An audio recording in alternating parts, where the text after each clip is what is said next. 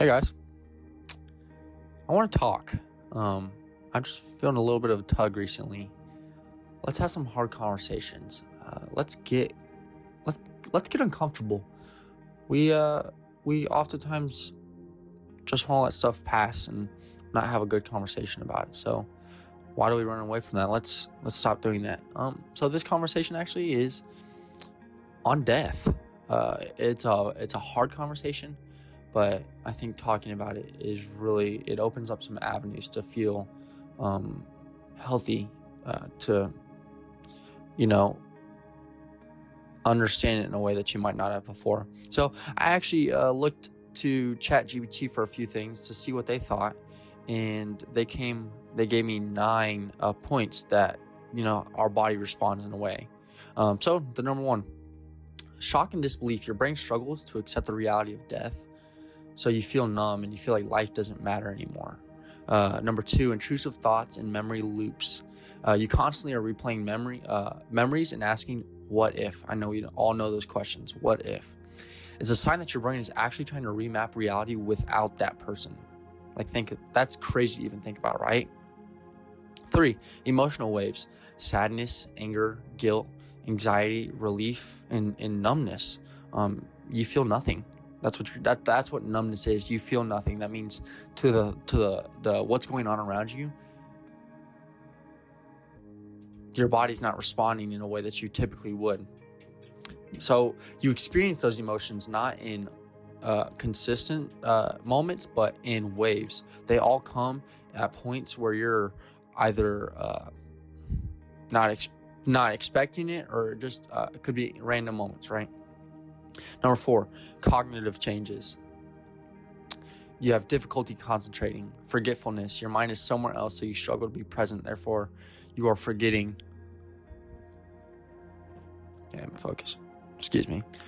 Your mind is, you're struggling to be present, so therefore you're forgetting things because your mind is somewhere else. You're focused on the death, right? And then you have trouble making decisions. Your brain is so worn out, it puts a warp on your processing systems. Therefore, you're not making decisions on the based on the full capability that you could usually make decisions. Number 5, your stress hormones increase. Cortisol and adrenaline rise, which can cause a tight chest, a racing heart, shallow breathing, and then your body experiences muscle tension. Number 6 is pretty self-explanatory. You struggle sleeping. You close your eyes, you see that person.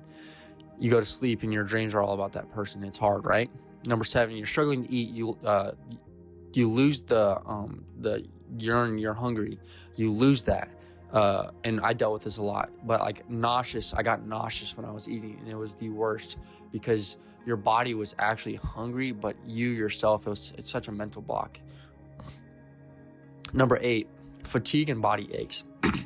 Grief is exhausting, and the body spends so much time and energy trying to process the pain emotionally that physically it wears on you. You experience headaches, soreness, and then just weakness in your body overall.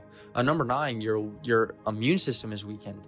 People in grief get sick easier than somebody that's not grieving. The healing in your body also slows down.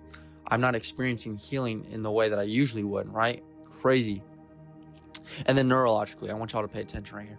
This is crazy to me. Your brain forms attachment bonds to that person, and so their passing away actually triggers the same brain regions involved in physical pain. In other words, your brain treats death like an injury to your physical self. So that's why when you grieve, there's heaviness, you experience pain in your chest, you're disoriented mentally, and then it just takes up everything in your body. And like I said earlier, your body is just physically weak because you're experiencing the pain yourself. That's how your body is responding to that. What does Scripture say about death? It's hard to, truthfully, if we're being honest, the last thing you really want to do when somebody dies is go and read Scripture and go and worship and go and praise, right? Well, Scripture says this: death was not meant to be a part of this world. Romans 5:12 says, therefore, just through one man's sin entered into the world, and death through sin. And so death spread to all mankind because all sinned. We know that's through Adam and Eve that death had entered into the world through their sin, right? We also know that death is not our friend. It is the enemy. It is of the enemy. 1 Corinthians 15:23-26. And this is when Jesus comes back. This is what it's speaking on. But each in his own order. Christ the first fruits. After that, those are Christ at his coming. Then comes the end, when he hands over the kingdom to our God and Father, when he has abolished all rule and all authority and power. For he must reign until he has put all his enemies under his feet. The last enemy that will be abolished is death. So when Jesus returns, he'll capture and place all things evil and not of God and place them under his feet, saying, I have control, that you will reign no more, that the foothold that you have now will no longer be there, that our renewed lives will look different because there will be no sin. There won't be any death, right? Can you just imagine that? Think about that. God will reign forever when that time comes. So scripture says that, but how should we handle death? Take time to grieve. John 11:35 says Jesus wept. One of the most impactful and shortest verses there is. I believe it's actually the shortest verse in the Bible. But it is so impactful because it shows that our King of Kings wept. His friend had passed away. He knew that Lazarus was going to be raised from the dead, but yet he still took the time to grieve because he felt it in his body. Jesus was human. He felt it in his body, the pain of his friend dying, right? But he understood that God had something greater in store for this man. Jesus knew that he was going to be raised from the dead, right? 2 Samuel 15-23. This has been something that I really clung to when I was dealing with a lot of death in my life. It just reminds me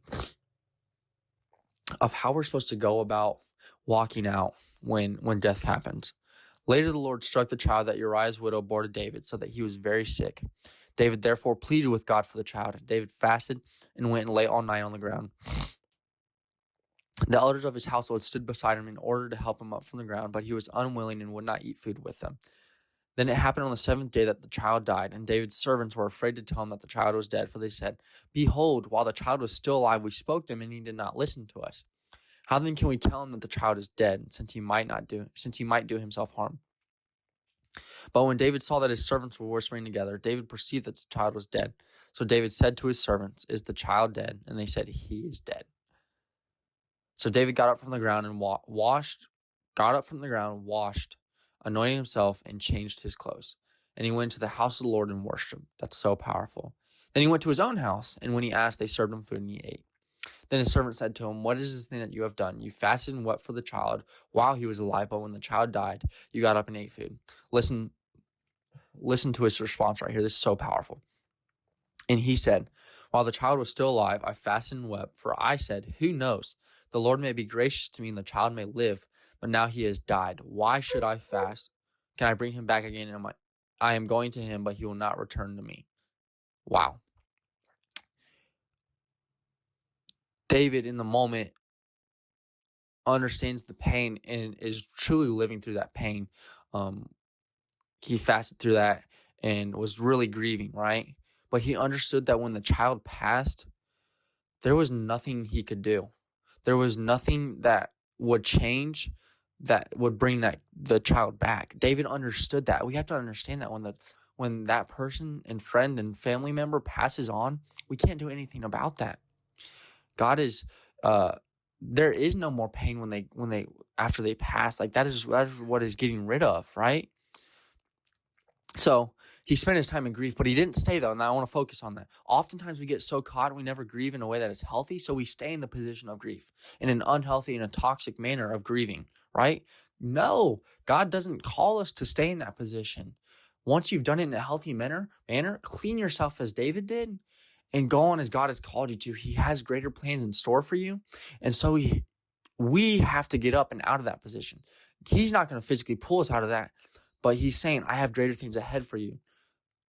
Grieve in a healthy manner, and then we'll go on about our life, and we'll continue to live a life that we're called to live. I just think it's really important.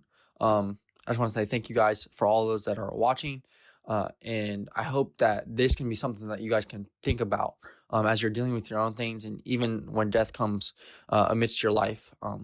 Other than that, I love you guys. I'm so thankful for the conversations that we're going to have and that we can have right now. Have a great day. Love you guys.